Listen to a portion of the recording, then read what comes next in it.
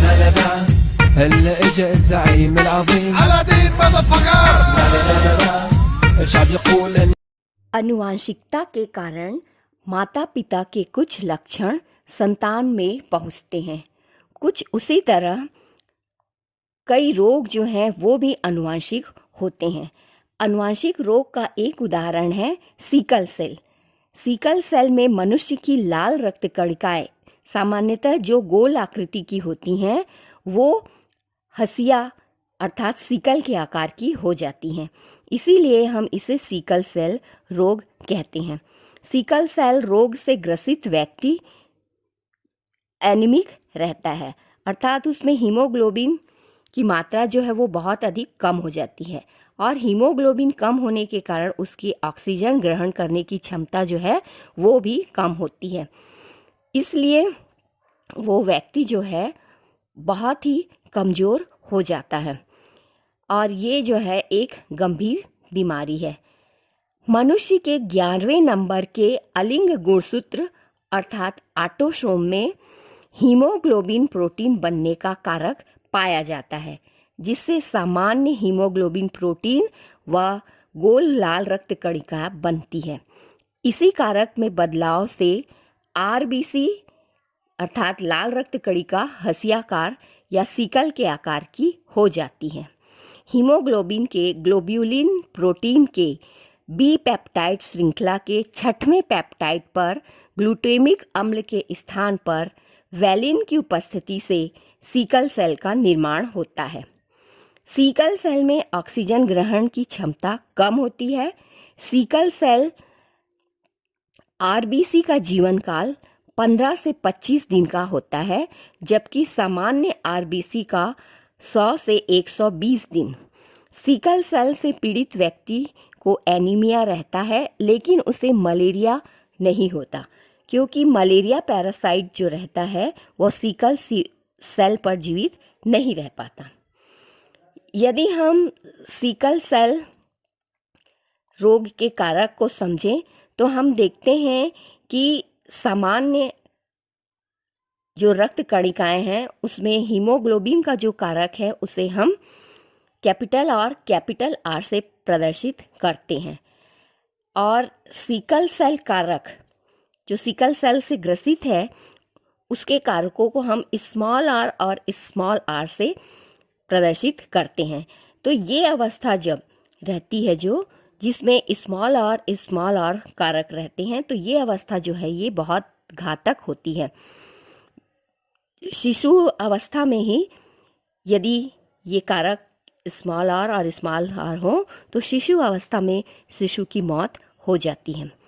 तीसरा जो प्रकार है वो जो है उसमें कारक जो रहते हैं वो एक कारक कैपिटल आर और दूसरा जो है वो स्मॉल आर रहता है।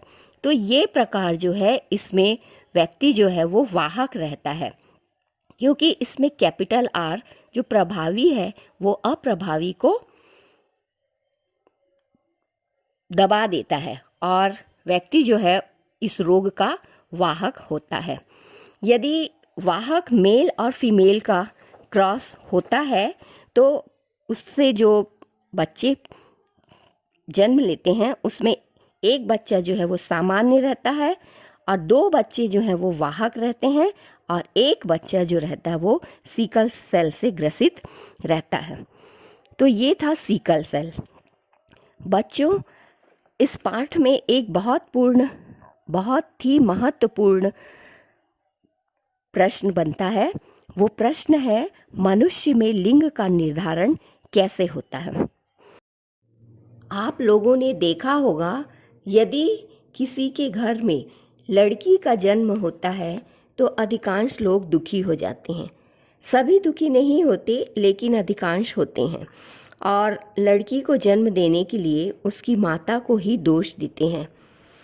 आज हम समझेंगे कि बेटी के जन्म के लिए सिर्फ माता ही जिम्मेवार नहीं होती। बेटी या बेटे के जन्म के 50-50% चांस होते हैं। इसके लिए ना माँ जिम्मेदार है और ना ही पिता। आप सभी को मालूम है सभी जीवों में गुणसूत्र की संख्या निश्चित होती है। मनुष्य जो है उसमें गुणसूत्र या क्रोमोसोम्स की संख्या 46 होती है। 46 मतलब 23 जोड़े।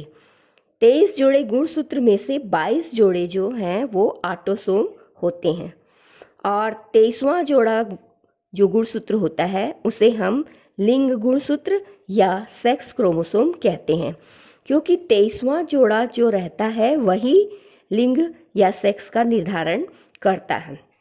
अब ये 23वां जोड़ा जो रहता है वो या तो होमोजाइगस होता है या तो फिर हेट्रोजाइगस। होमोजाइगस का अर्थ है जिसमें दोनों क्रोमोसोम्स जो हैं वो एक जैसे हों। उदाहरण के लिए मान लेते हैं क्रोमोसोम XX हो, तो X क्रोमोसोम्स जो रहते हैं वो फीमेल या तो फिर मादा में पाए जाते हैं। और जो हेट्रोजाइगस क्रोमोसोम, हेट्रोजाइगस मतलब होता है जिसमें दो क्रोमोसोम्स जो हैं वो अलग अलग हों, जैसे कि XY, तो उसे हम हेट्रोजाइगस कहते हैं। हेट्रोजाइगस क्रोमोसोम्स जो रहते हैं वो मेल अर्थात नर में उपस्थित रहते हैं। अब हम देखते हैं कि जब नर और मादा दोनों के बीच क्रॉस होता है तो नर जो है उसमें तो XY क्रोमोसोम है और मादा जो है उसमें X क्रोमोसोम है। तो फर्टिलाइजेशन जब होगा तो मादा का X जो है वो नर के X से मिलेगा और दोनों के फ्यूज़न से लड़की का जन्म होगा। और फिर यदि मादा का जो X है वो नर के Y से मिलेगा तब लड़के या नर का जन्म होगा, क्योंकि जिसमें X और Y हेट्रोजाइगस क्रोमोसोम रहते हैं वो हमेशा लड़का ही बनता है।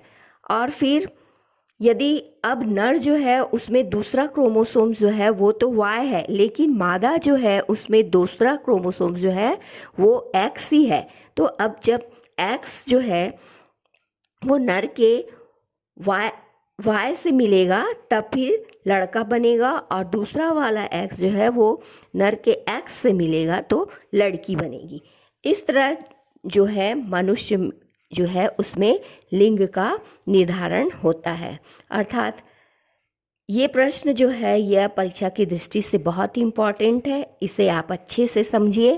साथ ही इसे हमें अपनी ज़िंदगी में भी समझना बहुत ही अनिवार्य है, क्योंकि आप जो हैं आप ही भविष्य के नागरिक हैं। Thank you.